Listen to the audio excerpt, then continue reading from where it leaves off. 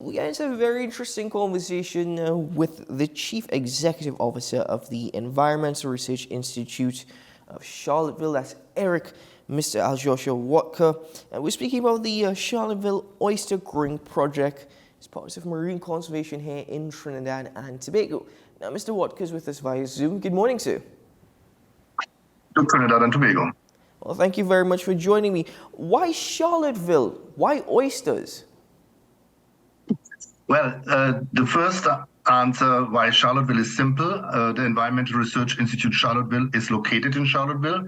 We are working within the Northeast Tobago UNESCO Man in the Biosphere Reserve, so it was just a logical location because of we have our offices there, as well as we enjoy quite unpolluted waters high up in the Northeast Tobago. Why oysters? Well, we were looking for blue economic activity, especially in the fishery sector, that allow fisher folk to adapt to the challenges that they are facing. The challenges are climate change. The challenges are declining fish stocks, greater fishing efforts, higher prices for fuel and boat repairs. So what can we do to make this extremely important fishing economic sector for Northeast Tobago viable and make it resilient against the shocks that come from inside through pollution, for example, of waterways, as well as from global threats that we are facing, like climate change, like overfishing, and declining fish stocks and smaller fish sizes. Mm-hmm. Oh, well, oysters are often deemed to be, it depends on where you go to get them. You can get them on the streets here in Trinidad and Tobago, you can get them in restaurants as a delicacy. But is there a market for these oysters, especially the ones that are being farmed, if I'm not mistaken, the eastern oyster here in Trinidad and Tobago? Or is this something for the wider Caribbean? The oysters that we're having are different to those that are grown in Trinidad, that are normally found in mangrove swamps. We are importing the oysters from Louisiana, and they are triploid oysters. That means they cannot reproduce. So the quality of the oysters is very excellent. They grow larger, and the taste is very excellent. We are extremely surprised about the very positive response, the media outreach that we had in the last 2-3 months. We can definitely say that the oysters that we have for our pilot project, and it's important to note that this was a pilot project to establish whether this can work. The oysters that we have right now are already more than oversubscribed. So in order to satisfy the demand that we just got in the last, or registered in the last 2 months, we are now looking to expand the farms and bring in more fishermen to increase production. How is this project conceptualized in terms of, one, having to bring experts together? Does Trinidad and Tobago have the experts in order to make this project what it is now? And two, in terms of investment, so where was funding sought for this particular thing? Is it purely a private business, private venture? Absolutely not. It is, so the Environmental Research Institute Charlotteville is a non-for-profit organization. We are working on conservation-related issues, sustainable development, blue economy, green economy as well, and improving livelihoods for the communities in Northeast Tobago. The project got funded by BP Trinidad and Tobago. We were extremely grateful to receive the funding, as well as with from a funder that was willing to take the risk, because we did not know whether it can work or not. Nobody has done this before, and in the same environment.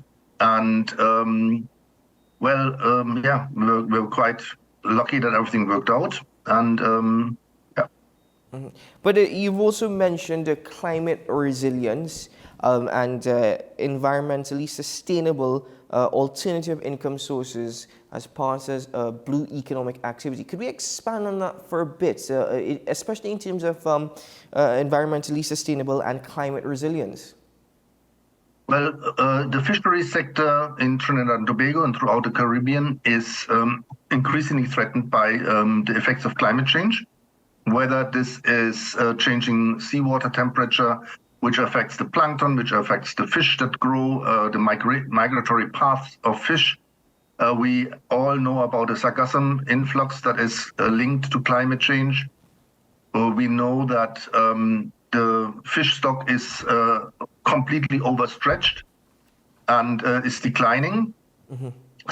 Fishing as a blue economic activity is getting more and more complicated, and fishermen are threatened in their economic activity. It might not, and we can see this as well as by the rising prices that we pay for fish. So we had to find a way, how can fishermen use marine resources and at the same time create valuable income.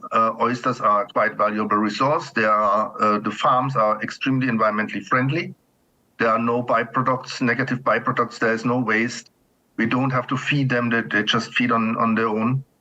And we are marine, when we are biologists, marine biologists, and we have consulted with experts from the US as well from Britain that are on our team and assist us with the pre-evaluation and are continuously helping us out to find better ways. We are now trying to find ways how we can make it economically even more viable to produce fishermen and reduce the investment that has to be done at the beginning, because our investment was quite high at the beginning.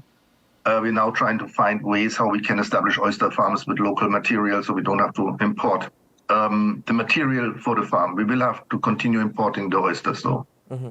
I think everything that you've suggested already says that it would not affect the existing ecosystems, so that's good news. But just to get an idea of this entire process, you said you have to import the oysters, so you import them as of course we would assume babies, and then you would have to raise them on the farm. But precisely what does it take to build an oyster farm, and what is the process in terms of importing and then actually raising oysters before they're able to be sold on the market? So what we have done, we have, based on our expert advice, we have used a commercial equipment to raise the oysters. These are oyster cages. In these cases, cages are bags. These bags are anchored on the seafloor, but float on the surface of the ocean. And the oysters, we had to actually bring them in personally. We had to fly to Miami and get them into Trinidad, because the baby oysters, the oyster seeds as they are called, cannot stay long out of the water. So everything has to be done within 72 hours. And this is logistically extremely challenging to manage this. Afterwards, the oysters are acclimatized to our water conditions, and then they are regularly checked. It's like a farm, so you have to go every day, or not every day, every 3 or 4 days, and check the oysters, make sure that there's not too much growth on the cages, make sure there are no predators, take out any dead ones, and take care for them like you have to take care for cattle or goats or your plants. And then it takes about 9 to 10, let's say 10 to 11 months until they come from the point of arrival to harvest. Precisely how many oysters were used in starting this farm, and when will they be ready? At what point do you have an idea will they be ready for harvesting? Well, we are looking forward in the next month. So by mid-June, we should have the first harvest. Currently, we have about 3,500 oysters that are there and have grown remarkably. We have almost 1 centimeter growth per month.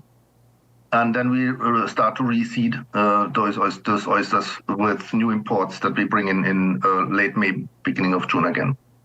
Oh, excellent. But you've also already hinted at expanding, because the response has been far more incredible than initially anticipated.